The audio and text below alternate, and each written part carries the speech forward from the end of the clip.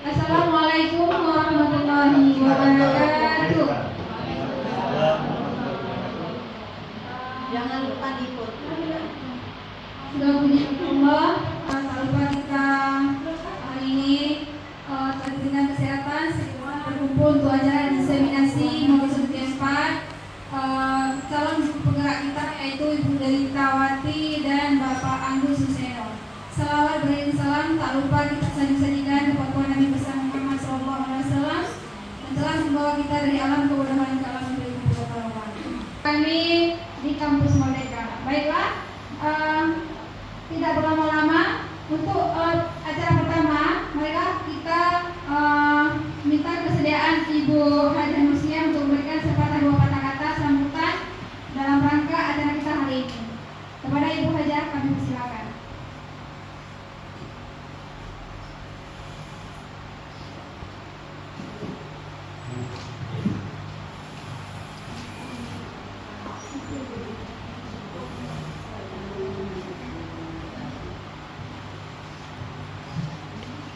Assalamualaikum warahmatullahi wabarakatuh. Alhamdulillahirabbil alamin. Wassalatu wassalamu ala asyrofil anbiya'i wal mursalin wa ala alihi wa sahbihi ajmain. Puji syukur sama-sama kita panjatkan kepada Allah Subhanahu wa taala yang mana dengan kudrah dan hidayahnya kita pada hari ini bisa mengikuti diseminasi modul 1/4 budaya positif, yaitu bagi calon guru penggerak kita. Ibu-ibu, bapak yang sangat saya hormati, mungkin di sini saya tidak akan memperpanjang lagi untuk menghematkan waktu untuk acara kita ini. Bapak ibu sekalian, perlu kita ketahui memang guru penggerak memang harus aktif dalam segala bidang. Memang dialah yang harus bergerak, ya kan? Di samping kegiatannya yang banyak, yaitu sebagai guru kelas dan kita menjadi sebagai guru penggerak juga, memang sangat berat karena waktu kita sangatlah banyak untuk terlaksananya kegiatan-kegiatan kita di guru penggerak. Namun tidak luput daripada dorongan-dorongan dari kita. Makanya kalau misalnya ada kegiatan-kegiatan seperti ini, Bapak Ibu guru harus menolong, siap untuk kita mengikuti apapun acaranya. Nah, inilah dorongan kita sebagai guru untuk guru penggerak kita. Semoga beliau nanti bisa cepat terselesai dan giliran kita yang mengikuti, yaitu guru-guru penggerak ke depan. Ini kita yang belum mengikuti guru penggerak sekarang, nanti insya Allah kita akan mengikuti jejak-jejak beliau untuk tahun yang berikutnya. Semoga kita semua di SD 4 ini bisa menjadi guru penggerak semua. Dan kepala sekolahnya bukan tidak mau, tetapi memang karena batas usianya yang tidak memungkinkan lagi, saya tidak bisa lagi ikut guru penggerak. Dan mungkin dengan terlaksananya guru penggerak ibu-ibu semua, saya juga terdorong dan bisa juga membawa derajat dan martabat kepala sekolah, ya kan? Ini berkat dorongan kita semua.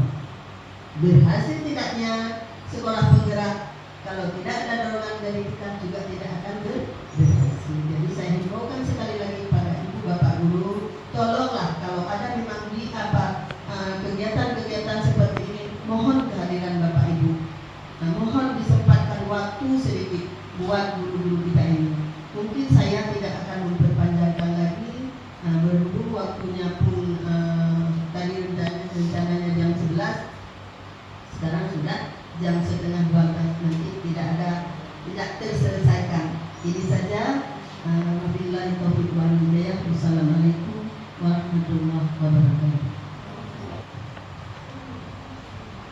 Assalamualaikum warahmatullahi wabarakatuh. Terima kasih kepada kepala sekolah yang sudah menyampaikan sepatah dua katanya demi mendukung kelancaran acara kami hari ini, ya, yaitu diseminasi modul 1.4 budaya positif. menyebarkan pemahaman dan pengalaman penerapan budaya positif di UPTD SD Negeri 4 Pasangan. Kami di sini berdiri berdua di sini. Kenapa kami berdua di sini? Karena kita sama-sama berasal dari satu sekolah ya. Di mana saya Ritawati SPD bersama rekan saya Pak Anggun Suseno SPD. Kami sama-sama dari calon guru penggerak angkatan 10 Kabupaten Medan.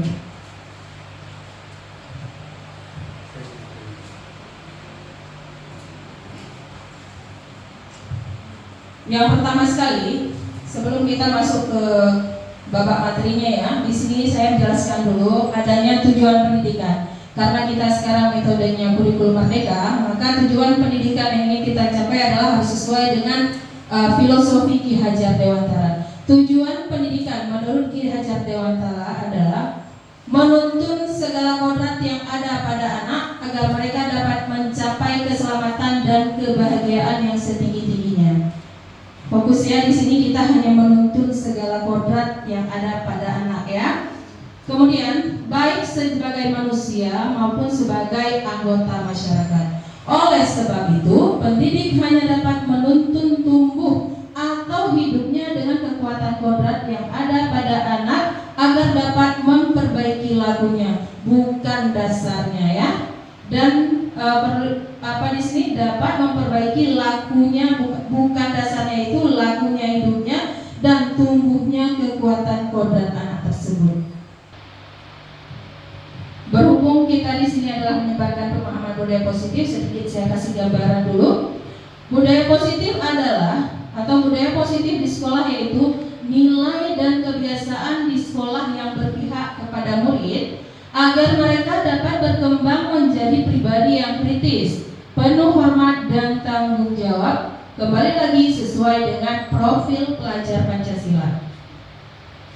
Oke, sebelum kita lanjut ke berikutnya, di sini ada pertanyaan pemantik. Pertanyaan pemantik adalah saya akan bertanya ke rekan-rekan, ke kawan-kawan semua. Di sini kawan-kawan setuju atau tidak? Setuju atau tidakkah kawan-kawan hukuman dapat mendisiplinkan anak?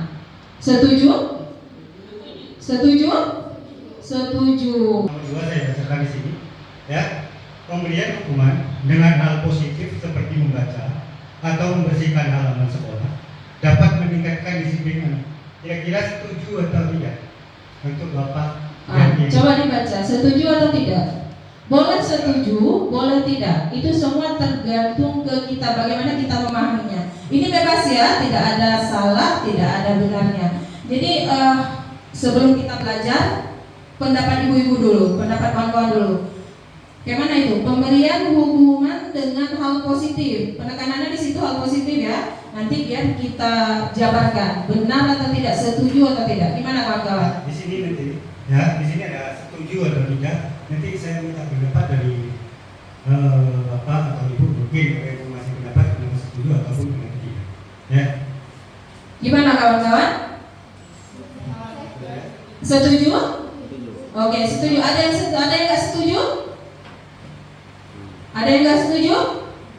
Nggak setuju semua ya? Oke. Yang nomor 3 di sini, memberi penghargaan dapat meningkatkan motivasi belajar siswa. Nah, setuju ini. atau tidak?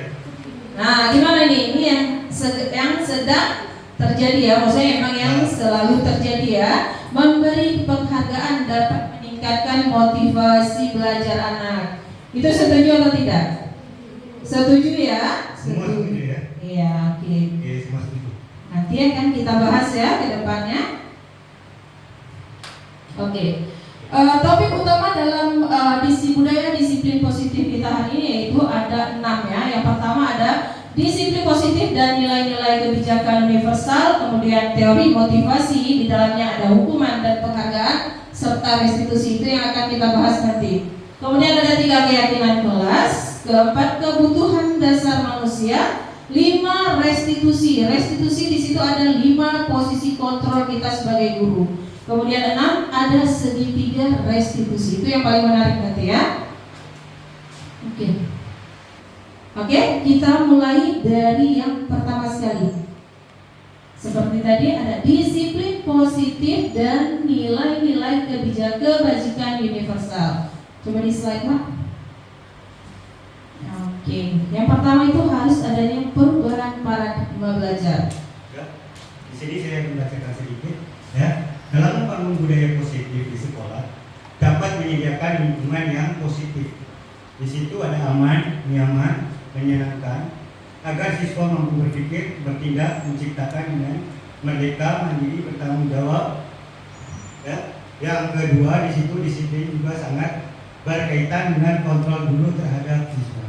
Ya, pertama sekali sekolah itu harus dapat menyediakan lingkungan yang positif, yang aman dan menyenangkan, agar tujuannya adalah agar siswa tersebut mampu berpikir, bertindak dan mencipta dengan merdekanya mereka, ya, mandiri dan bertanggung jawab. Kedepannya nanti akan kita bahas. Oke, next.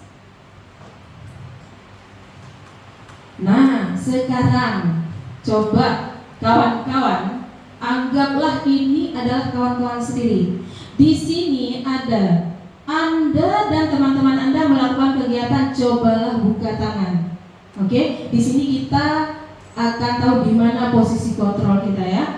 Tugas Anda adalah mengepal salah satu tangan Anda. Coba Anda bayangkan bahwa Anda menyimpan sesuatu yang sangat berharga di dalam kepala tangan Anda. Anda perlu menjaga benda tersebut sekuat tenaga Anda karena begitu pentingnya untuk kehidupan Anda. Tugas rekan Anda adalah mencoba dengan segala cara untuk membuka kepala tangan Anda. Teman Anda boleh membujuk, menghardik, menggoda, bahkan menawari Anda dengan uang agar Anda bersedia membuka kepala tangan Anda. Coba, bisa dicoba nggak?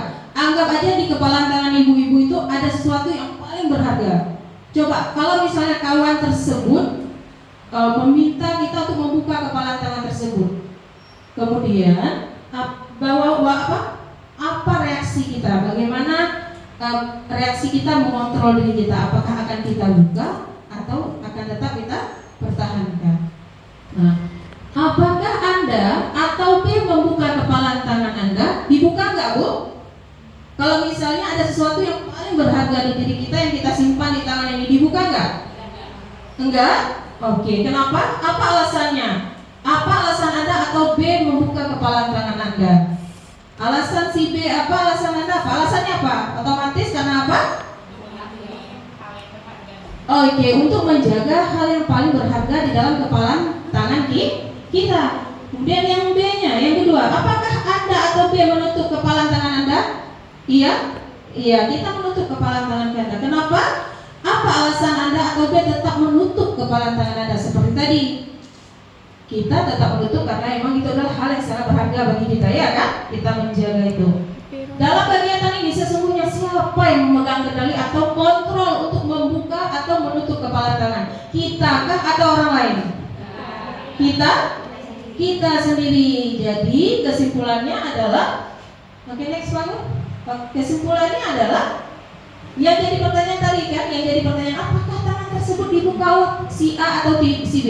Si A adalah kita sendiri, sedangkan si B adalah teman kita. Tangan kita terbuka atau tidaknya terbuka tangan kita tidak tergantung pada si B, karena yang memegang kontrol atau kendali diri kita sendiri adalah kita sendiri. Walaupun pada saat kita membuka tangan kita, berarti kita itu bukan karena pengaruh hardikan, bujukan, rayuan atau tetapi karena memang kontrol diri kita yang mengatakan akan mengharuskan kita membuka.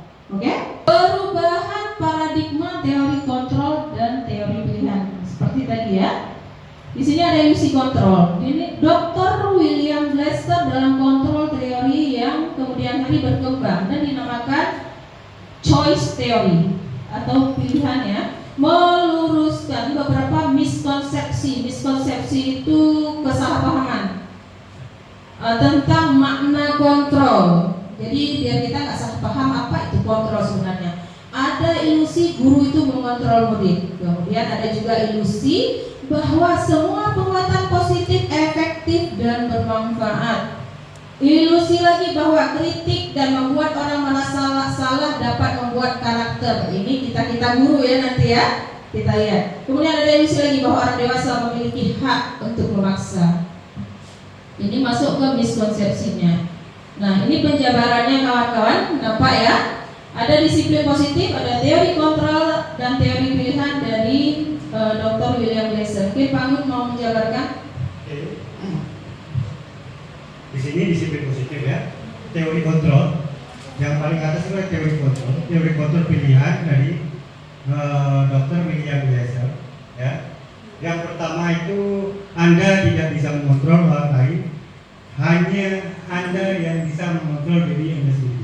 Ya, seperti kepala tangan Anda tadi. Ya, itu yang bisa membuka itu Anda sendiri. Ya, bukan orang lain.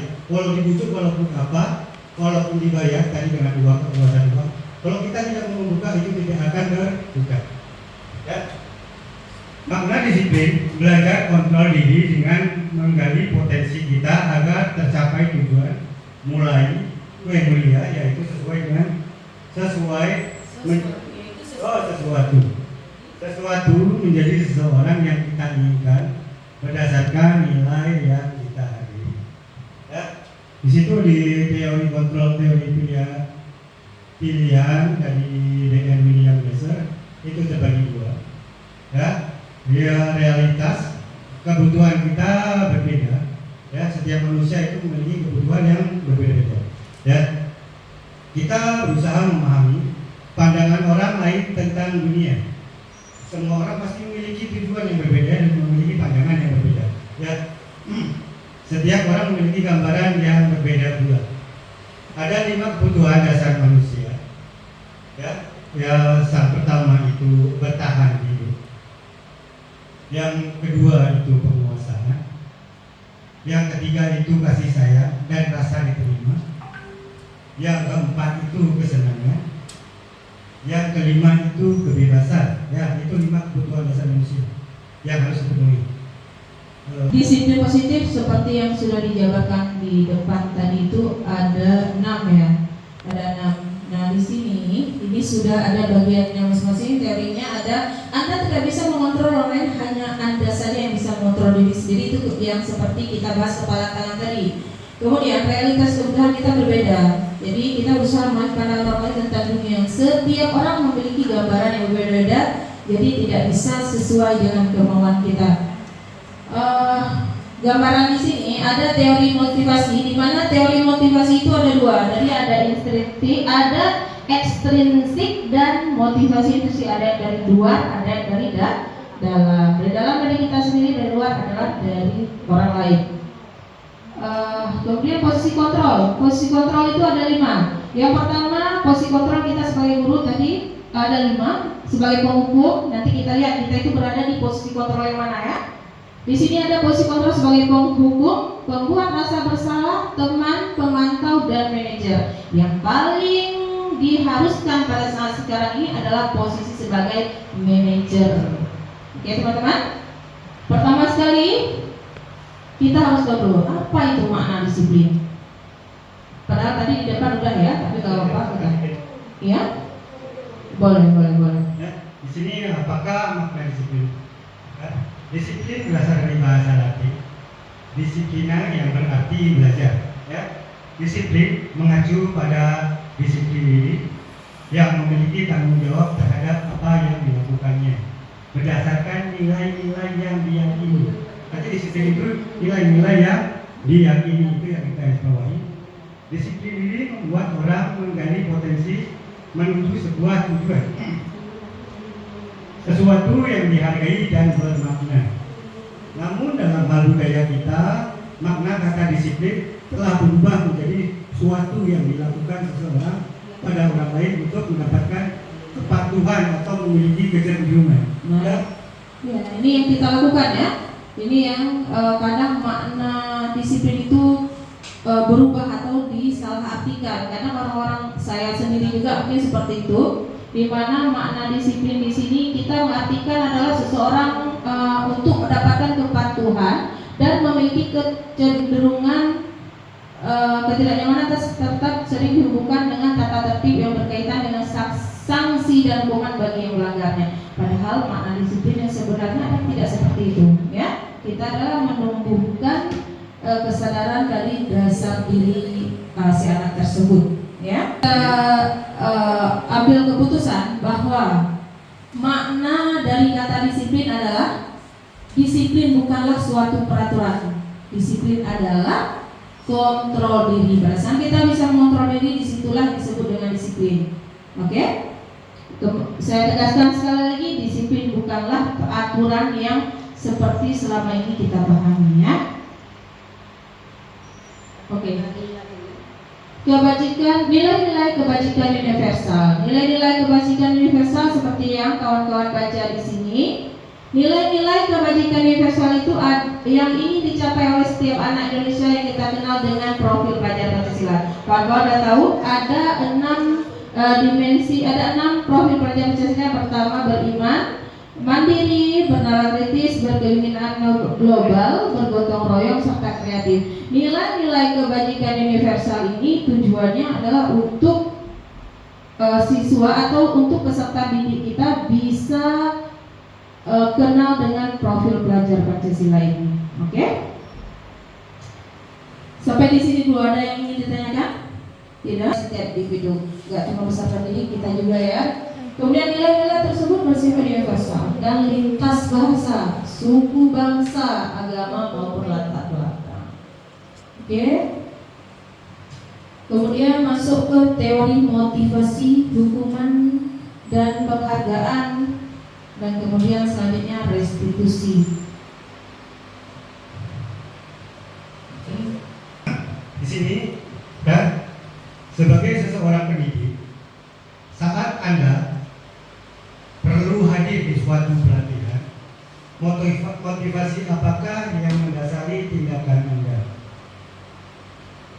Apakah Anda hadir karena tidak ingin ditegur oleh pihak panitia atau pengawas Anda dan mendapatkan surat teguran? Di sini menghindari tindakan tidak nyamannya, ketidaknyamanan dan hukuman.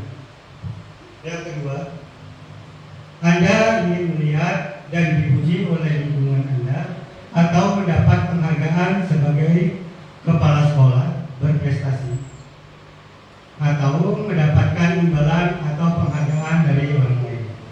Ini maknanya ya. Ini maknanya berarti kita ingin mendapatkan imbalan atau penghargaan dari orang lain. Ini kembali ke diri kita sendiri ya. Kemudian yang nomor terakhir ya. Poin ketiga, Anda ingin menjadi pembelajar sepanjang hayat, menjadi orang yang berusaha dan bertanggung jawab, serta menghargai diri Anda sendiri sebagai teladan bagi murid-murid Anda, guru Anda, serta lingkungan Anda, karena Anda percaya tindakan Anda sebagai pemimpin pembelajaran akan jadi panutan oleh lingkungan Anda. Di sini ataupun menghargai nilai-nilai kebijakan kebajikan diri sendiri. Oke, berarti dari 3 kebajikan ini, manakah motivasi yang paling kuat mendasari tindakan Anda atau tindakan kita sekarang? Yang mana kawan-kawan? Nomor 3. Ada yang nomor 1? Ada. Kadang kita ada juga ya. Kadang aduh ini datanglah daripada nanti tegur gak enak gitu kan. Terus yang nomor 2 ada nggak? Gak ada ya. Kita semoga gak ada yang nomor 2 ya. Kita gak boleh berharap penghargaan dari orang lain. Oke. Gak apa-apa. Ini kita harus jujur-jujuran. Jadi nanti biar ke depannya kita memperbaiki. Oke. Nah, seperti tadi sudah, ini penjabaran yang lebih spesifik lagi. Tadi motivasi, teori motivasi perilaku manusia.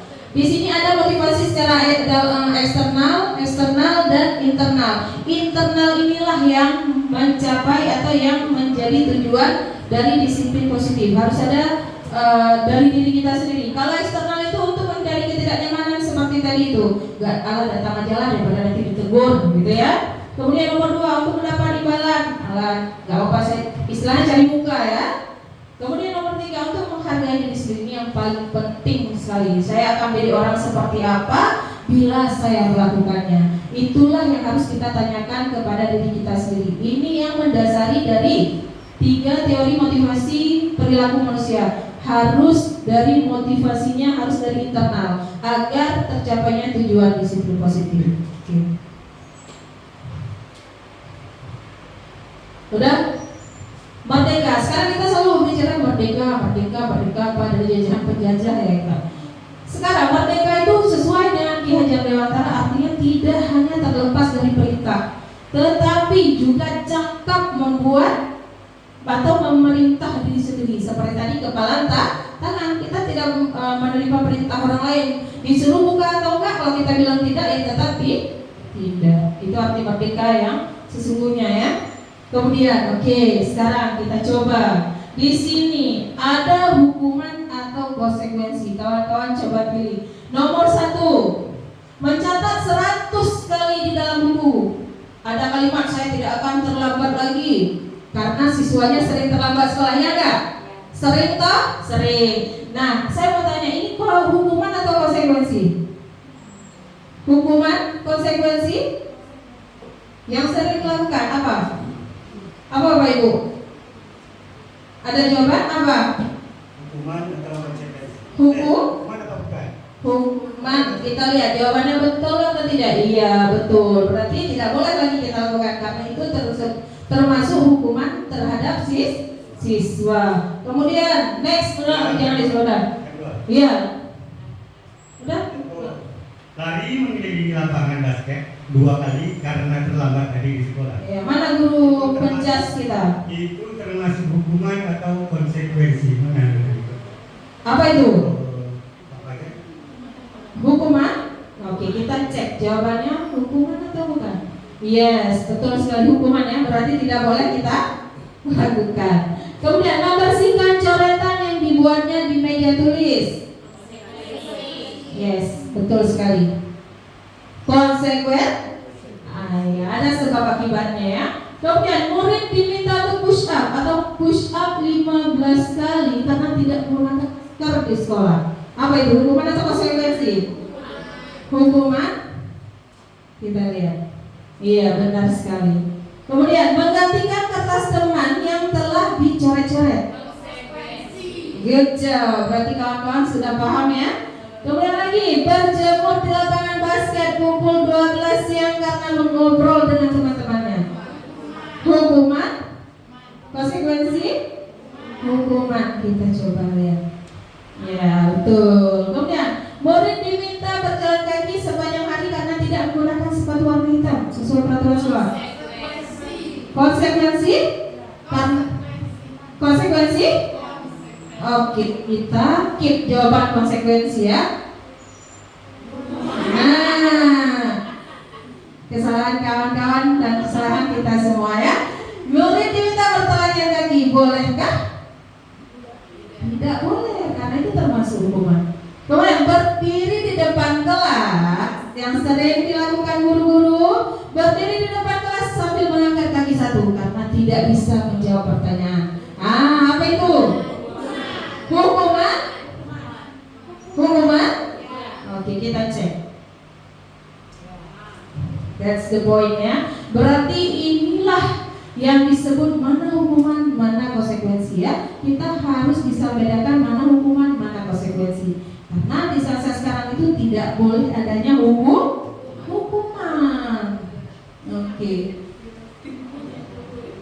Oke, nah ini coba kalian baca, kawan-kawan perhatikan perbedaan hukuman dan konsekuensi.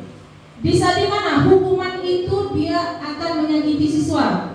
Hukuman adalah sesuatu yang menyakitkan yang harus terjadi, kemudian membuat anak sakit fisiknya, ya kan, maupun hatinya.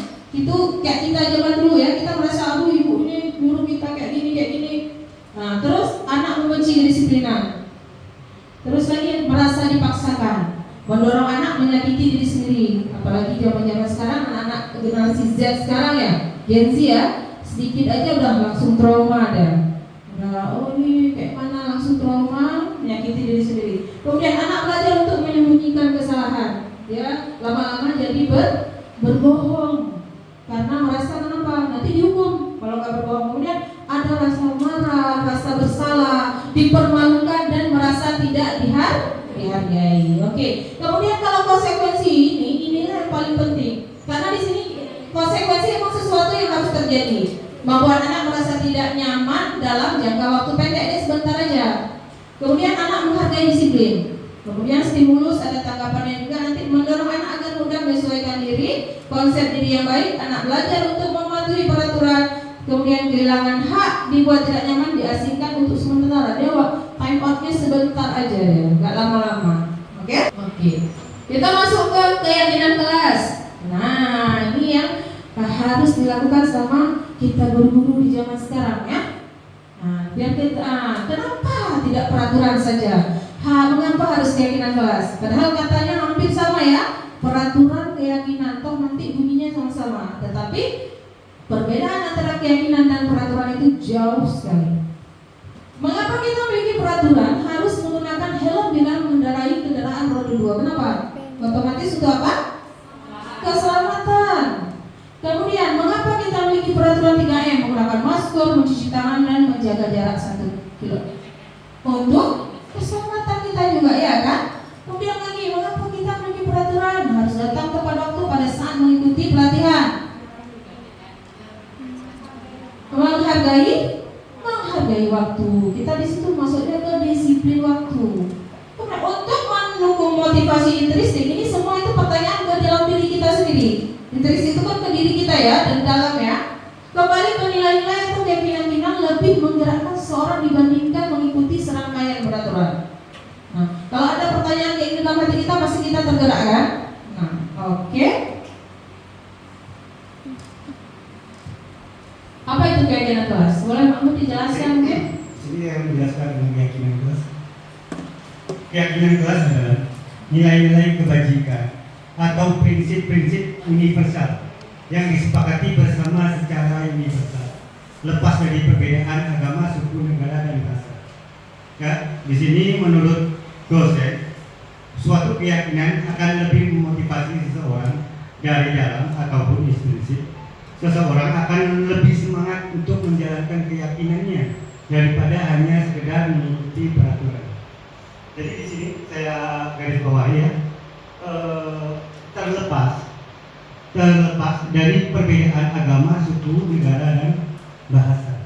Jadi peraturan kelas itu harus disepakati. Kebijakan atau prinsip universal yang disepakati secara bersama. Ya, jadi di sini semua kita di kelas. Di situ ada siswa dan guru. Jadi harus disepakati bersama apa sih kesepakatan kelas yang harus kita sepakati. Oke. Budaya positif di dalamnya ada lingkungan yang positif, ada keyakinan kelas, baru muncullah peraturan kelas. Setelah kita buat keyakinan, baru muncul sendiri nanti peraturannya. Oke.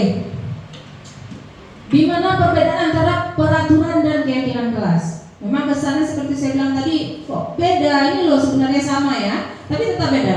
Kalau peraturan itu contohnya selalu kembalikan buku ke tempatnya, karena di sini kita adalah disiplin positif, melatih diri kita untuk disiplin, kesadarannya dalam diri kita, maka dia keyakinan kelas atau kebajikan itu adalah menjadi tanggung jawab. Kemudian lagi dilarang mengganggu orang lain di peraturannya, menghormati orang lain dan diri sendiri. Hadir 15 menit sebelum pembelajaran dimulai, menghormati orang lain, komitmen pada tujuan atau berkomitmen, yaitu tadi komitmen dengan waktu disiplin diri kita. Kemudian dilarang melakukan kekerasan, keselamatan dan menghormati orang lain. Dilarang menggunakan narkoba, itu tujuannya untuk apa? Kesehatan. Kesadaran dari diri kita kan tahu kalau itu untuk kesehatan. Kemudian bergantian atau menunggu giliran, itu adalah kita menghormati orang lain. Di dalamnya di situ juga ada kesabaran. Gunakan masker, kesehatan, keselamatan, jangan berlari di kelas atau koridor, itu adalah untuk keselamatan dan keamanan. Oke, dan di pembentukan keyakinan kelas, pasti kawan-kawan, apa sih itu keyakinan kelas? Kayak gimana cara bentuknya? Pembentukan keyakinan kelas yang pertama adalah keyakinan kelas itu bersifat lebih abstrak daripada peraturan yang lebih rinci dan konkret. Nah, nanti kita jangan pakai bahasa itu, nggak bisa, karena emang sekarang seperti tuntunannya seperti itu. Keyakinan kelas berupa pernyataan-pernyataan yang universal. Pernyataan keyakinan kelas senantiasa dibuat dalam bentuk positif. Keyakinan kelas hendaknya tidak terlalu banyak sehingga mudah diingat dan dipahami oleh semua warga kelas. Walaupun keyakinan kelas sebaiknya sesuatu yang dapat diterapkan di lingkungan sekolah. Jangan nanti keyakinan yang ada di dalam kelas tapi bunyi kalimatnya yang ada di luar kelas. Semua warga kelas hendaknya ikut berkontribusi dalam pembuatan keyakinan kelas lewat kegiatan cerah pendapat. Di sini kita pun sebagai guru nggak asal ini keyakinan kelas ini ya anak-anak, enggak. Tapi anak-anak tersebutlah yang kita ajak untuk berdiskusi, membuat keyakinan kelas yang disebut dengan curah pendapat. Kita di sini meminta pendapat dari siswa-siswa kita. Kemudian bersedia meninjau kembali keyakinan kelas dari waktu ke waktu. Nah, ini contoh keyakinan kelas yang sudah saya buat. Yang nanti saya yang memberikan praktik baik atau pemahaman kepada kawan-kawan, tapi saya sendiri tidak membuat, gitu ya. Ini contoh yang sudah saya buat dengan siswa saya, siswa kelas 3B. Oke, next bangun. Nah, ini contohnya ya. Di sini kita ada berdiskusi dengan siswa kita, baru nanti kita ambil suatu kesimpulan mana yang paling cocok untuk kelas kita. Bersama siswa, kita berembuk. Oke, sudah selesai. Nah, ini yang saya bilang tadi, keyakinan kelas saya ada 10. Nanti kawan-kawan nggak usah buat 10, buat 6 aja. Ya, nggak usah banyak. Siswanya nanti lupa saking banyaknya keyakinan kelas. Oke, sekarang kebutuhan dasar manusia. Poin keempat tadi, ada kebutuhan dasar manusia.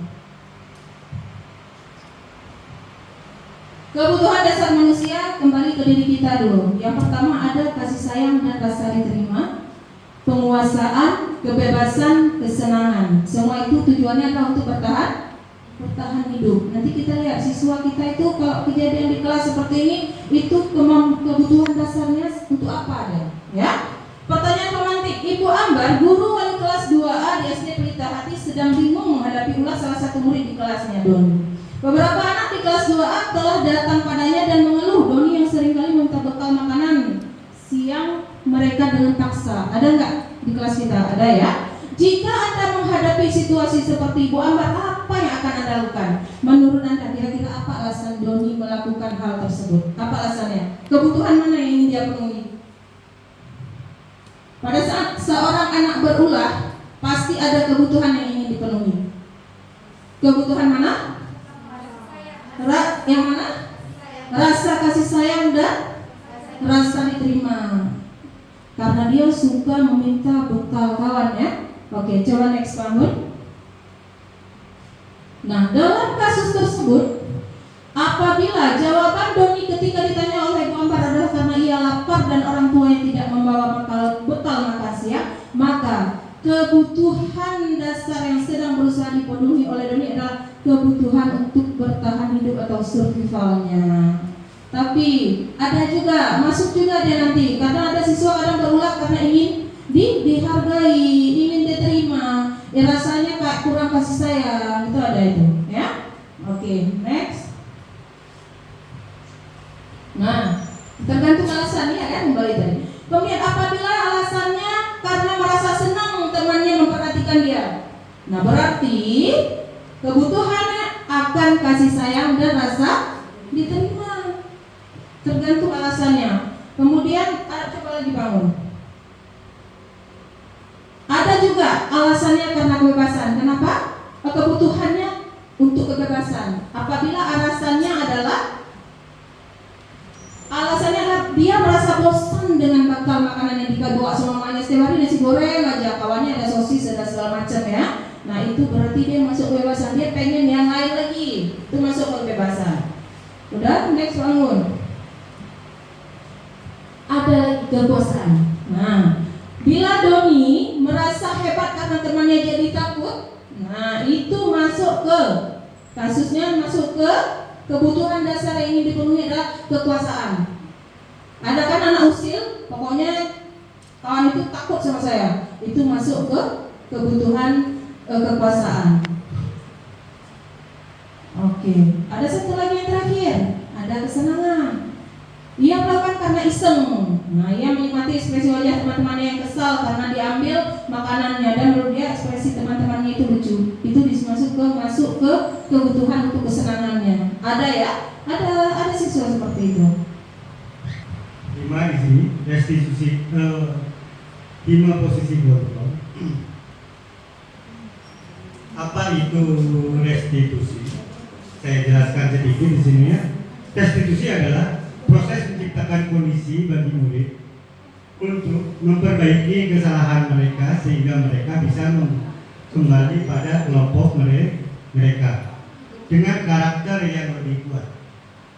Restitusi juga merupakan proses kolaboratif yang mengajak murid untuk mencari solusi untuk masalah mereka dan membantu murid berpikir tentang orang seperti apa yang mereka ingin menjadi tujuan mulia di sini ya tujuannya mulia ya pasti, dan bagaimana mereka harus memperlakukan orang lain. Di sini ada dosen tahun 2020 tahun 2020. Ya, itu adalah makna dari restitusi ya. Restitusi adalah menciptakan kondisi bagi murid untuk memperbaiki kesalahan mereka, bukan mencari kesalahan tetapi memperbaiki kesalahan dari kesadaran siswa tersebut sehingga mereka bisa kembali pada kelompok mereka dengan karakter yang lebih kuat. Nanti kita akan belajar itu setelah ini. Oke. Di slide yang tadi udah ada ya. Nah, ini contohnya. Restitusi, posisi kontrol guru ada sebagai penghukum, pembuat rasa bersalah, teman, pemantau, dan manajer. Nah, ini posisi 5 kontrol guru.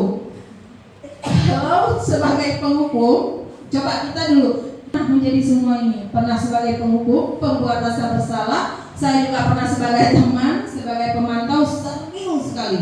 Dan sebagai manajer, kadang kita jarang kalau sebagai manajer, jarang, ya, jarang. Kalau sebagai penghukum, contohnya guru-guru berbuat menghardik, menunjuk, menyakiti dan menyindir. Itu kadang-kadang kau ini datang telat aja terus, nah itu menghardik. Kamu ini setiap hari datang telat, itu menghardik. Kemudian gurunya berkata lagi, kalau kamu tidak melakukannya awas ya, awas kamu nggak boleh masuk kelas ya kalau kamu nggak selesaikan ini. Itu adalah pembuat apa? Sebagai penghukum, seperti yang sudah bisa kalian kawan-kawan lihat di sini.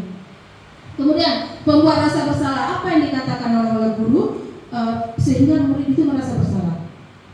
Misalnya berceramah dan mengatakan seharusnya kamu itu nggak kayak gitu nak. Ibu lo merasa kecewa sekali sama kamu. Siswa merasakan bersalah, ya Allah gara-gara saling ibu kok jadi kecewa, ya kan?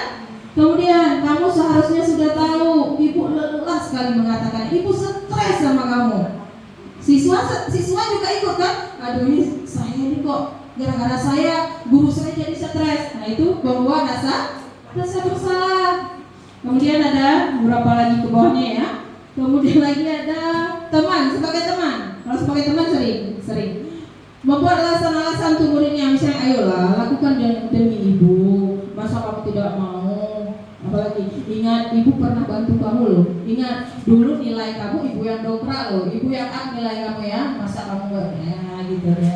Terus ketergantungan, membuat hasilnya itu membuat siswa ketergantungan. Kalau yang tadi, kalau yang penghukum itu memberontak, menyalahkan orang lain dan berbohong, itu hasilnya ya. Kemudian kalau yang pembuat salah hasilnya menyembunyikan atau menyangkal, dia jadi berbohong nanti karena nggak mau dituduh salah. Yang karena merasa aduh kayak mana nih saya, jadi dia juga berbohong. Tapi kalau sebagai teman kadang anak-anak ketergantungan sama kita, iya kan? Ibu itu lo baik kali, bapak itu lo baik kali, jadi nggak apa-apa nanti itu pasti bantu kita. Nah, kemudian yang pemantau, nah ini kita pemantau. Kalau pemantau 100% saya jamin. Menghitung dan mengukur. Contohnya, kamu tahu peraturannya apa di sini? Kenapa kamu nggak pakai dasi? Kamu tahu berapa kali kamu udah datang terlambat? Itu dia sebagai pemantau, menghitung dan mengukur dia di situ. Kemarin juga, minggu lalu juga kamu sering sekali. Berapa kali kamu udah datang telat, nggak pakai dasi, nggak pakai topi? Nah itu menghitung dan mengukur ya. Kemudian efek atau hasilnya menyesuaikan diri bila dewasi. Nanti siswanya gini dah, itu loh ibu tuh gak lihat, dia gak tahu berarti hari ini aku salah lagi gitu, ya kan? Kemudian ada yang tahap manajer. Tahap manajer inilah yang menjadi tahapan yang paling harus kita lakukan. Dimana contohnya apa yang kita yakini, apa yang bisa kau kerjakan untuk memperbaiki masalah ini sebenarnya ada. Sebenarnya kita sebagai guru sering menanyakan itu, cuman kadang sampai di situ saja. Tapi ada juga yang sampai selesai. Sampai selesai contohnya apa? Bagaimana cara supaya bisa memperbaiki kesalahan ini. Jadi nanti siswa tersebut akan mencari solusinya, gitu ya. Jadi hasilnya akan menguatkan pribadi siswa tersebut. Karena dia akan bisa mengevaluasi diri bagaimana cara memperbaiki diri. Contohnya anak, kamu tadi datang terlambat, gini gitu. Nanti di situ dia akan tahu gimana cara dan solusinya perbaiki itu ya. Oke, kita akan melihat sebentar video 5 posisi kontrol guru.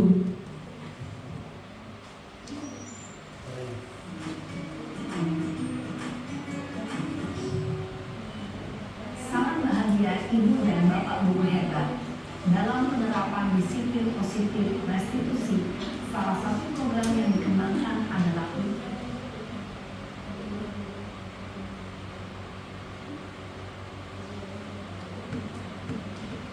5 posisi kontrol.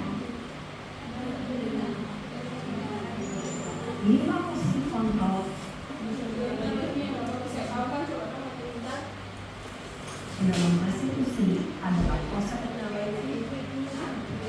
5 posisi kontrol itu adalah 1.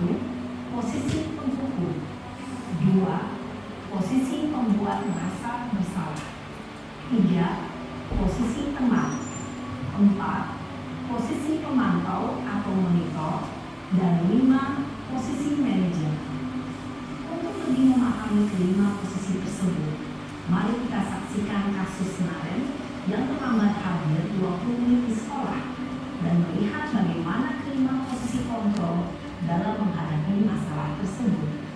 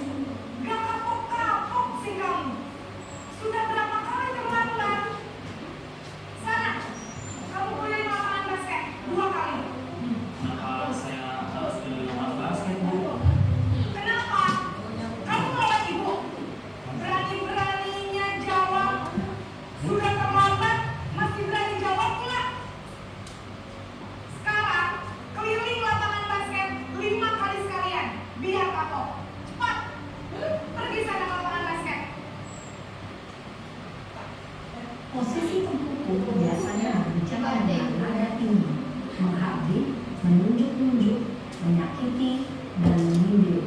Hukuman bisa berupa fisik maupun psikis. Ibu dan bapak guru hebat, dampak yang terjadi pada murid ketika guru berada pada posisi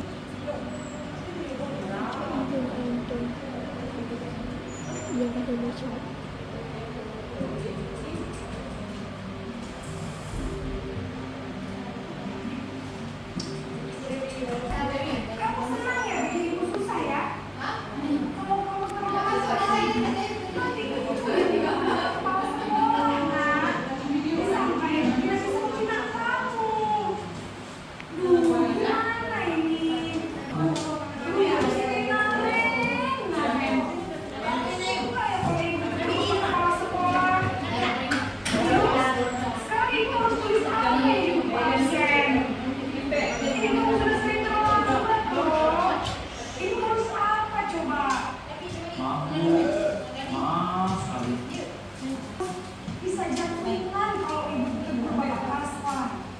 Sangat cepat keras. Maaf ya Bu, maaf sekali. Posisi pembuat rasa bersalah berbicara dengan nada tenang, cenderung lembut, namun kata-kata yang diucapkan membuat ibu merasa menjadi orang yang gagal, memandang dirinya sendiri, merasa tidak berharga, dan tidak sanggup membahagiakan orang lain. Ketika guru mengambil posisi pembuat rasa bersalah, murid akan menganggap dirinya yang bersalah dan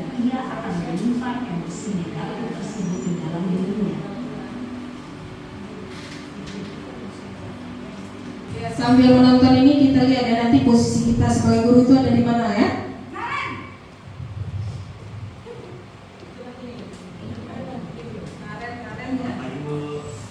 Wah, sudah jam berapa ini nak?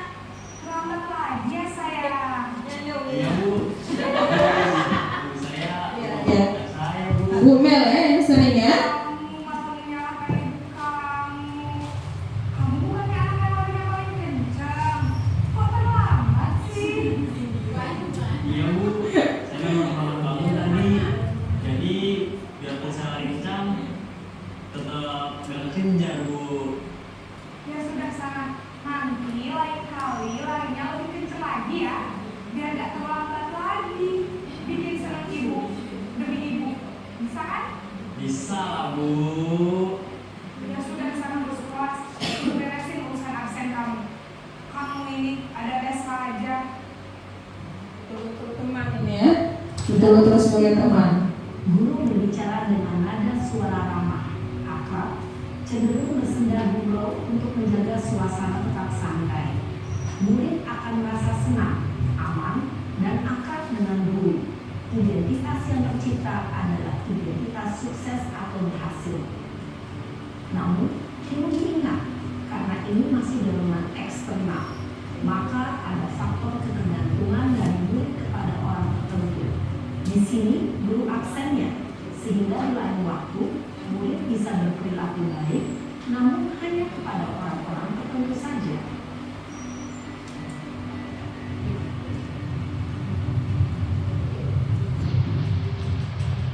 Nah, ini masuk ke pemantau. Ini yang sering kita ya. Saya sendiri juga ini paling sering sekali.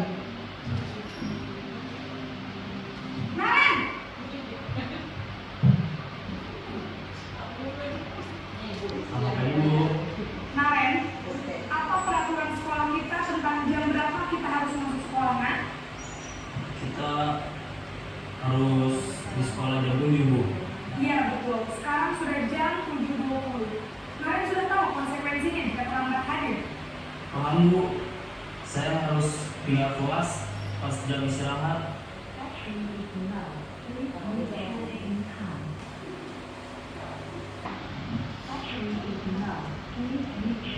Berdasarkan peraturan dan konsekuensi, seorang pemantau menunjukkan bahasa tubuh dan ekspresi.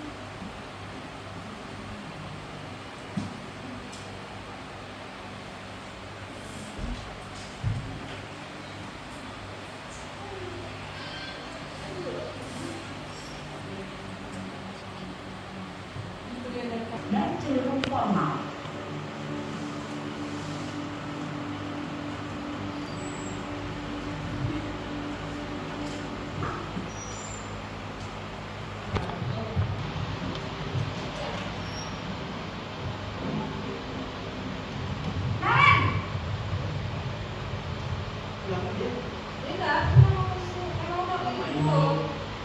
Selamat pagi, Naren.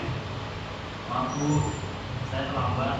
Ya, sekolah masuknya jam 7, sekarang sudah jam 7.20. Jadi sekarang bagaimana ini, Naren? Maaf Bu. Sebagai manajer ya. Saya semalam. Baiklah, menurut kamu, keyakinan sekolah yang mana yang perlu kamu tingkatkan? Menghargai diri sendiri dan orang lain mungkin ya Bu. Setuju. Jadi, apakah Naren meyakini prinsip saling menghormati tersebut? Iya Bu, saya meyakininya. Apakah Naren bersedia masalah keterlambatan ini? Bersedia Bu. Bagaimana kamu akan memperbaiki masalah keterlambatan ini? Saya akan coba untuk tidak lupa menyetel alarm saya Bu. Baik, kalau Naren mau beralaman di rumah, ada orang yang kira-kira bisa bantu mengingatkan tidak? Ada Bu, kakak saya, Kak Emma. Ada lagi selain KM? Selain Kak Emma, ada ibu saya. Baik, jadi yang mengingatkan Naren adalah Kak Emma dan ibu kamu ya. Kira-kira akan mulai alarm kapan nih, Naren? Setelah pulang sekolah, akan segera saya lakukan. Baik, Jadi Naren akan setel alarm untuk bangun besok pagi dan akan diingatkan oleh kakak dan ibunda Naren ya. Ada lagi yang mungkin perlu dilakukan Naren agar tidak terlambat bangun lagi? Tidak ada, Bu. Baik Naren, terima kasih untuk bersama kami. Sekarang kamu perlu kembali ke kelas untuk belajar. Baik, Bu. Terima kasih. Posisi manajer adalah posisi kontrol yang disarankan untuk membimbing murid memiliki sikap disiplin yang positif, yaitu murid yang mandiri, bertanggung jawab, dan dapat memecahkan masalah. Tujuan dari posisi ini adalah agar murid dapat berefleksi atas tindakannya. Guru akan dengan tulus memberikan pertanyaan-pertanyaan bermakna, sehingga membuat murid dapat belajar dari kesalahannya dan mencari sebuah solusi untuk menyelesaikannya. Ibu dan bapak guru hebat, setelah mengamati adegan kelima posisi kontrol tadi, kira-kira posisi mana yang paling ideal? Posisi mana yang dapat menunjang motivasi intrinsi murid? Ya, tentu posisi manajer. Posisi ini memang posisi ideal yang ingin dituju setiap pendidik. Pada posisi inilah, guru dapat menerapkan disiplin positif dan berpihak pada murid, yang memerdekakan murid. Perjalanan seorang pendidik tentunya tidak mudah untuk sampai pada posisi seorang manajer. Namun, tujuan kita pasti, yaitu menciptakan murid-murid yang mandiri, merdeka, dan bertanggung jawab. Semoga penggambaran 5 posisi kontrol yang telah diperlihatkan ini dapat menjadi ajang refleksi bagi kita semua, agar dapat terus mengasah dan menerapkan disiplin positif yang memerdekakan murid. Mari terus berlatih dan bersemangat. Selamat menerapkan. Salam dan bahagia Ibu dan Bapak Guru hebat. Oke, kita udah melihat ya tadi ya, cuplikan video 5 posisi kontrol guru. Berarti posisi yang harus kita terapkan adalah posisi sebagai manajer. Udah nggak boleh lagi ada penghukum, pembuat rasa bersalah dan sebagainya ya. Oke, next. Kemudian masuk ke segitiga restitusi. Segitiga restitusi ini adalah suatu tahapan untuk memudahkan para guru dan orang tua dalam melakukan proses untuk menyiapkan anak untuk melakukan restitusi atau yang disebut dengan segitiga restitusi atau restitution triangle. Oke. Segitiga restitusi itu adalah upaya kita untuk membuat murid kita bisa memperbaiki kesalahan mereka sehingga mereka bisa kembali pada kelompok mereka dengan karakter yang lebih kuat. Contohnya yang pertama, membantu murid kita menjadi lebih memiliki tujuan, disiplin positif serta memulihkan dirinya setelah berbuat salah. Kemudian lagi membantu murid untuk jujur pada diri sendiri dan mengevaluasi dampak dari kesalahan yang dilakukan. Kemudian kita memberikan penawaran kepada murid kita, tidak memberikan paksaan atau tidak melakukan paksaan. Oke, next. Nah, ini dia segitiga restitusi. Segitiga restitusi, salah ya? Saya segitiga restitusi ada 3 tahapan, di mana yang pertama adalah menstabilkan identitas, kemudian kita validasi tindakan yang salah, kemudian menanyakan keyakinan. Inilah yang disebut dengan segitiga restitusi. Di dalamnya ada nilai-nilai apa yang telah kita sepakati. Kamu ingin menjadi seperti apa? Kamu bukan satu-satunya yang pernah melakukan ini. Inilah contoh gambaran yang harus kita tanamkan ke dalam diri anak didik kita nanti. Oke, Pak Anggun? Ya, next. Nah, tahapan segitiga restitusi ada 3 tadi saya sebutkan. Yang pertama adalah menstabilkan identitas, kemudian memvalidasi tindakan yang salah, dan yang terakhir adalah menanyakan keyakinan. Pada saat menstabilkan identitas, yang pertama adalah contohnya berbuat salah itu tidak apa-apa. Kata-kata yang kita munculkan ya. Kemudian saya tidak ada manusia yang sempurna. Saya juga pernah melakukan kesalahan seperti itu. Kita bisa menyelesaikan ini. Bapak atau ibu tidak tertarik mencari siapa yang salah, tapi di sini kita mencari solusi atas permasalahan ini. Kemudian kamu berhak merasa lebih itu. Itu yang disebut dengan menstabilkan identitas. Jadi anak-anak itu merasa nyaman gitu ya, karena kita tidak menekan dia. Jadi kamu punya hak atas yang sudah kamu rasakan atau yang terjadi sekarang ini. Sudah, next. Kemudian kita memvalidasi tindakan yang salah. Kamu punya alasan mengapa kamu melakukan hal itu. Kemudian kamu patut bangga pada dirimu sendiri karena telah melindungi sesuatu yang penting buatmu. Kembali lagi ke posisi kontrol tadi ya. Oke, kemudian yang terakhir ada meyakinkan menanyakan keyakinan. Apa yang kita percaya sebagai kelas atau keluarga? Nah, agar siswa itu merasa yakin dengan kita. Apa nilai-nilai umum yang telah kita sepakati? Itu masuk ke kesepakatan kelas tadi. Jangan nanti kita restitusi siswa tapi belum ada kesepakatan kelas atau belum ada keyakinan kelas. Apa bayangan kita tentang kelas yang ideal? Kamu mau jadi orang yang seperti apa? Itulah yang disebut dengan menanyakan keyakinan. Oke. Tahap terakhir kita akan nonton bagaimana cara mempraktekkan segitiga restitusi untuk menambah pengetahuan kita ya bersama di sini. Ini tahap terakhirnya, tahap babak terakhirnya. Pada video kali ini kita akan membahas tentang salah satu program disiplin positif yang diterapkan di lingkungan sekolah yang dikenal dengan nama restitusi. Konsep yang digunakan pada murid adalah motivasi intuisi, sehingga penanaman nilai-nilai kebaikan dapat tumbuh dan berkembang menjadi suatu kebiasaan positif yang akhirnya membentukkan pemilik.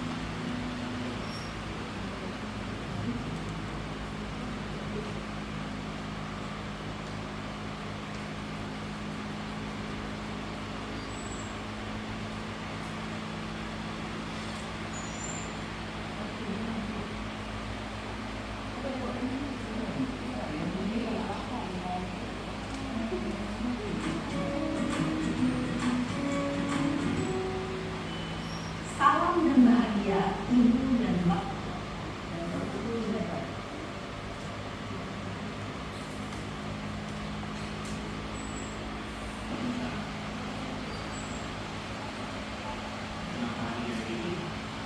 Kesel pak, kesel banget. Masa aku dikatain tukang fitnah pak? Ya aku marah lah. Aku gak dikatain mereka di depan kelas. Kesel banget. Oh begitu. Yang pasti kamu malah terbesar. Bapak juga akan marah apabila ada yang menurut Bapak seperti itu. Kemudian pada saat itu kamu mengaku. Ya saya langsung ngatain mereka lah pak. Kesel banget. Saya bilang dia dibanding teman lain. Oh begitu. Pasti kamu merasa seperti itu. Karena suatu alasan tertentu bukan? Iyalah, terus saya diam saja pak. Ya saya bela diri lah. Masa saya dituduh tukang fitnah? Ya wajar lah. Mempertahankan harga diri itu sesuatu yang penting. Untuk kamu tidak bertindak lagi tidak lagi. Hanya untuk aku. Iya pak. Mungkin saya masih bersabar dan hanya mengingat saja. Sudah gemes padahal. Saya pasti bela diri lah. Ya pasti ya. Tapi kamu memilih untuk tetap bertahan dan bersabar. Kamu memilih untuk tidak berbuat lebih parah lagi. Nah, sekarang coba kita lihat tadi tindakan kamu yang minta-minta Eka di kelas. Tindakan kamu itu kira-kira sesuai dengan keyakinan kelas atau prinsip kamu tidak? Tidak enggak lah pak. Capek pak, lebih marah. Jadi keyakinan atau prinsip mana yang kurang sesuai dengan keinginan kamu? Ya, saya sebenarnya sangat menghargai orang lain. Mungkin satu saya menjadi emosi, jadi tidak menunjukkan sikap itu. Kamu meyakini tidak? Menghargai orang lain itu penting buat kamu. Yakin lah pak. Iya, setuju. Kita harus saling menghargai. Namun ada juga keyakinan yang disepakati yang perlu kita jalankan. Apabila kita sedang marah, Ya, saya bisa berlatih dengan diri sendiri. Saya bisa jadi lebih sabar, mengambil kebijakan untuk berpikir mau apa saja. kira-kira kamu bersedia memperbaiki masalah ini tidak? Sedia pak. Kalau kamu memperbaiki masalah ini, kamu akan menjadi orang seperti apa? Saya akan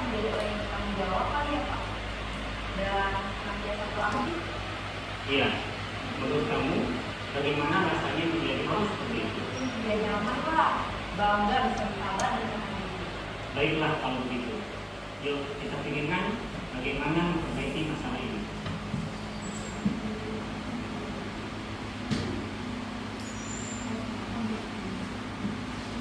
Ibu dan bapak guru hebat. Baru saja kita menyaksikan contoh bagaimana seorang guru berada dalam posisinya. Oke, tadi kita sudah melihat sedikit potongan video tentang penyelesaian masalah. Ya, yang pertama tadi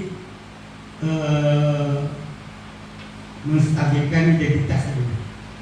Menstabilkan identitas, ya. Yang pertama itu. Ya, dari video potongan tersebut tadi ada cerita tentang mengapa, ya. Jadi dia tidak menyalahkan. Kalau dia di posisi seperti itu pasti akan marah, ya. Validasi tindakan yang salah, ya. Kalau tindakan itu salah atau benar, ya. Jadi di situ pasti ada ditanyakan, ya, menanyakan tentang keyakinan yang sudah dipahami, yang sudah disepakati. Kita tidak buat keyakinan kelas. Semua mahasiswa itu melakukan kesalahan, tapi memang dia sudah membuat keyakinan kelas. Di situ dia menanyakan kembali keyakinan kelas apa yang sudah kamu lakukan. Ya, jadi itu memang sudah sesuai dengan segitiga institusi, menstabilkan identitas itu. Jadi tidak menyalahkan atau tidak menyebutkan kamu itu salah, ya, ataupun langsung menghargai atau mengukur. Ya, memvalidasi tindakan yang salah. Setelah dia sudah stabil, sudah rileks, baru kita masuk ke validasi tindakan yang salah. Yang ketiga itu baru menanyakan keyakinan kelas yang sudah di next. Saya rasa sampai sejauh ini jelas ya kawan-kawan ya, posisi apa yang harus kita terapkan atau posisi mana yang paling penting untuk kita. Di posisi yang paling penting seperti sudah saya jelaskan tadi adalah posisi kontrol kita sebagai manajer. Nanti insya Allah akan kita terapkan pelan-pelan ya. Mulai setelah ini akan kita coba terapkan. Oke. Kita sudah menonton barusan video segitiga restitusi. Nah, setelah itu kita akan masuk ke babak refleksi. Di refleksi di penghujung kita ini, hal baru apa yang mengubah paradigma saya yang saya dapatkan? Apa yang kita dapatkan hari ini? Paradigma yang sudah berubah apa? Apa kawan-kawan?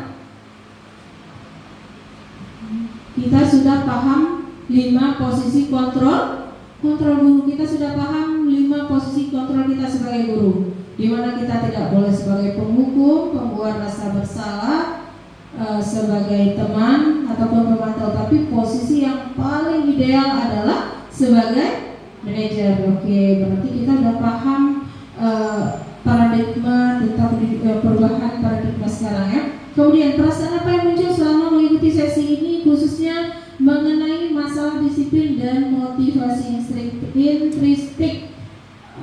Mungkin ada kawan-kawan yang ingin menyampaikan perasaan apa yang muncul selama merasa bersalahkah karena mungkin sudah pernah melakukan posisi-posisi yang terdahulu, ya, tapi nggak apa-apa, sama-sama nanti kita perbaiki ke depannya ya. Nggak masalah, kemarin kita belum tahu, tapi sekarang kita sudah tahu. Berarti perasaannya lega ya, senang ya, karena kita udah tahu kalau yang dulu kita lakukan itu masih kurang tepat ya. Sekarang oke, sudah kita ubah mulai hari ini. Kemudian peran Among seperti apakah yang saya telah lakukan selama mengikuti modul ini? Peran Among apa? Yang tadi 5 tadi, peran Among apa? Ya? Oke, peran Among seperti apakah yang telah saya lakukan selama mengikuti modul ini? Ini oke, ini oke, peran Among setelah mengikuti modul saya sendiri pribadi ya, setelah mengikuti modul 1.4 di Penggerak ini, insya Allah kita sudah menggerakkan peran Among kita sebagai manajer ya Bu Mel ya, insya Allah semua guru-guru kita yang lain juga. Kemudian saya akan menjadi Among yang seperti seperti apakah setelah mengikuti model ya seperti kita bilang tadi. Insya Allah kita akan menjadi guru yang bisa memerdekakan murid kita sesuai dengan kodratnya ya. Kita akan berada di posisi manajer. Oke, mungkin ada tambahan dari kawan-kawan? Dari Pak Anggun mungkin ada yang mau ditanyakan? Sudah tidak ada? Oke. Saya rasa cukup untuk hari ini. Terima kasih untuk kawan-kawan sudah meluangkan waktunya. Semoga berbagi praktik baik dari saya ini semoga bermanfaat. Semoga bisa kita terapkan di kehidupan kita sebagai pendidik mulai hari ini sampai seterusnya. Terima kasih. Akhir kata saya Dulitawati SPD.